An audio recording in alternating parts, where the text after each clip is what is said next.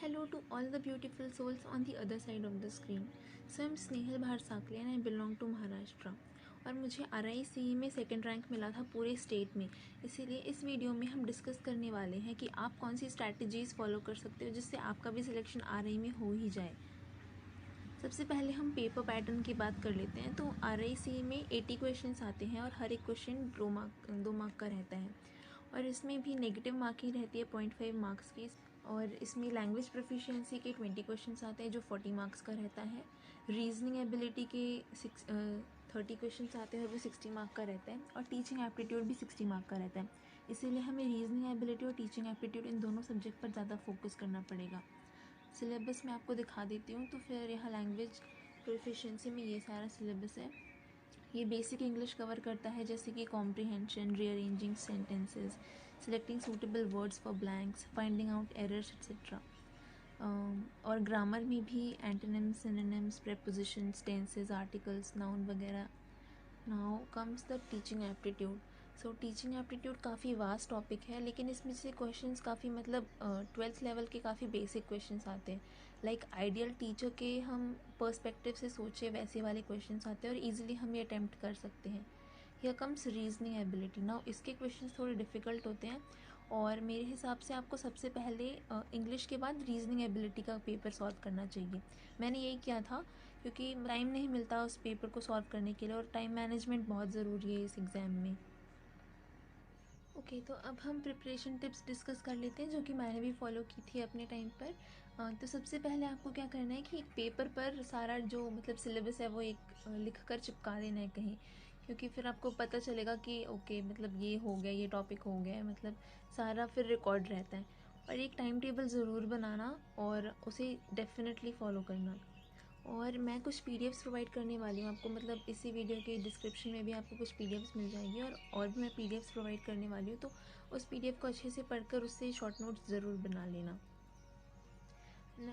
और हाँ, fourth point ये है कि बोर्ड एग्ज़ाम काफ़ी इंपॉर्टेंट रोल प्ले करते हैं सिलेक्शन में, क्योंकि उसका 40% कैलकुलेट होता है। तो फिर आप उसी हिसाब से पढ़ाई कीजिएगा, मतलब पहले ही कैलकुलेट करके रखना।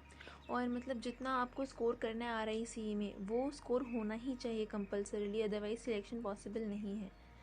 ओके, तो अब हम subject wise preparation tips discuss कर लेते हैं।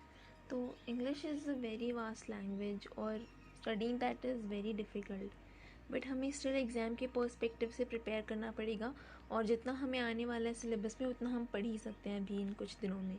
सो मैं आपको कुछ पीडीएफ्स प्रोवाइड करने वाली हूँ और आपको सिंसियरली उसके सारे क्वेश्चंस सॉल्व करने हैं। और अगर आपको कोई भी डाउट हो तो फिर आप मेरे मतलब डिस्क्रिप्शन में मैंने नंबर दिया, आप डायरेक्ट मेरे को व्हाट्सएप पर मैसेज कर सकते हैं। प्लस मैं एक्सप्लेनेशन वीडियोस बनाने वाली थी हर टॉपिक के, लेकिन फिर मुझे टाइम ही नहीं मिला, कॉलेज के असाइनमेंट्स एंड ऑल आ गए और फिर एग्ज़ाम्स भी चल रहे थे हमारे, इसलिए मैं वो बना ही नहीं पाई। सो इसलिए मैं आपको मतलब जो पीडीएफ्स दे रही हूँ वो सिंसियरली आप सारे सॉल्व कर लेना, सारे क्वेश्चंस सॉल्व कर लेना, जिससे आपको एक आइडिया लग जाएगा कि क्वेश्चंस किस टाइप के आने वाले हैं और उनको मतलब कैसे अप्रोच करना है। टीचिंग एप्टीट्यूड की बात कर लेते हैं।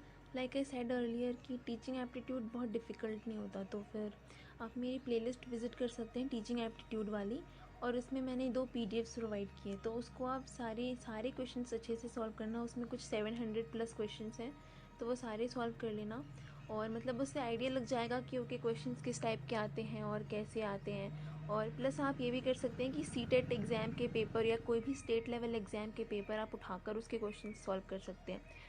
प्लस कुछ फुल फॉर्म्स और कुछ इम्पॉर्टेंट ईयर्स याद रख लेना कि कौन सी पॉलिसी कब आई थी, किस स्कूल का क्या काम क्या है, किसी मतलब एजुकेशन पॉलिसी के ऑब्जेक्टिव्स क्या है, और जैसे कि NCTE का फुल फॉर्म, NCERT का फुल फॉर्म, ऐसे सब ये सारे फुल फॉर्म्स आप याद कर लेना। So now comes the reasoning part. So practice is the only thing needed for reasoning, because इसके अलावा कोई और रास्ता है ही नहीं। और मतलब मैं आपको रीजनिंग के भी पीडीएफ्स प्रोवाइड करूँगी, आप उस प्लेलिस्ट में जाकर विज़िट करके देख सकते हैं।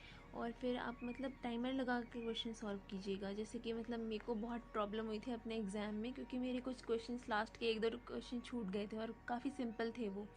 तो ऐसा आपके साथ नहीं होना चाहिए, इसलिए क्वेश्चंस टाइमर लगा कर सॉल्व करना और टाइम मैनेजमेंट अच्छे से कर लेना, क्योंकि एक स्पेसिफिक टाइम में ही आपको सारा पेपर सॉल्व करना है और रीजनिंग का पेपर सेकेंडली सॉल्व करना है। एज आई सेड कि जो क्वेश्चन नहीं आ रहा वो स्किप कर दो, एंड देन रीजनिंग पहले इंग्लिश का सॉल्व करो एंड देन रीजनिंग का पेपर सॉल्व करना। नाउ मतलब ओवरऑल अब मैं सारे प्रिपरेशन टिप्स का सम अप कर लेती हूँ। तो आपको हर एक सब्जेक्ट के लिए 2 आवर्स डिवोट करना ही पड़ेगा, like watching videos and making notes. ये बहुत इंपॉर्टेंट है। अगर आपने अभी तक प्रिपरेशन स्टार्ट नहीं की है तो फिर ये सब तो करना ही पड़ेगा। अगर आपने ऑलरेडी कर लिया है, प्रिपरेशन स्टार्ट कर लिया और काफ़ी वीडियोस है यूट्यूब पर वो आपने देख लिए हैं, तो इतना स्ट्रेस आउट होने की ज़रूरत नहीं है, डेफिनेटली हो ही जाएगा आपका selection. Now what I suggest is reasoning के लिए हितेश सर के वीडियोस देखना, मैंने वही रेफ़र किए थे वाईफाई स्टडी नाम के चैनल पर। और टीचिंग एप्टीट्यूड के लिए दीपिका विजडम मैम का चैनल है, तो आप वो रेफ़र कर सकते हैं। और इंग्लिश के लिए अगेन वाईफाई स्टडी पर संजीव सर का।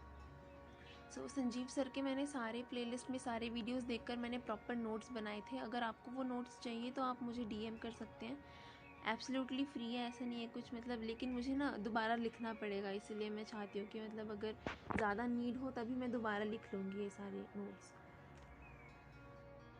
Now here comes really important point, seriousness of the situation, because as you know India में सिर्फ 5 ही RIs हैं और इसमें भी बहुत लिमिटेड सीट्स है। लाइक BSc BEd के लिए 40-55 ऐसी ही सीट्स हैं। मेरे टाइम पर सिर्फ 40 सीट्स थी, अभी सीट्स बढ़ गई हैं। तो इसीलिए आपको बहुत ही सिंसियरली मेहनत करनी पड़ेगी। आई एम रियली सॉरी मैं इतना लेट वीडियो पोस्ट कर रही हूँ, क्योंकि मुझे काफ़ी काम था और मतलब घर की शिफ्टिंग वगैरह भी हुई। गेस दैट इज़ इट, इतना ही मुझे डिस्कस करना था। Thank you so much for watching this video and please subscribe to my channel.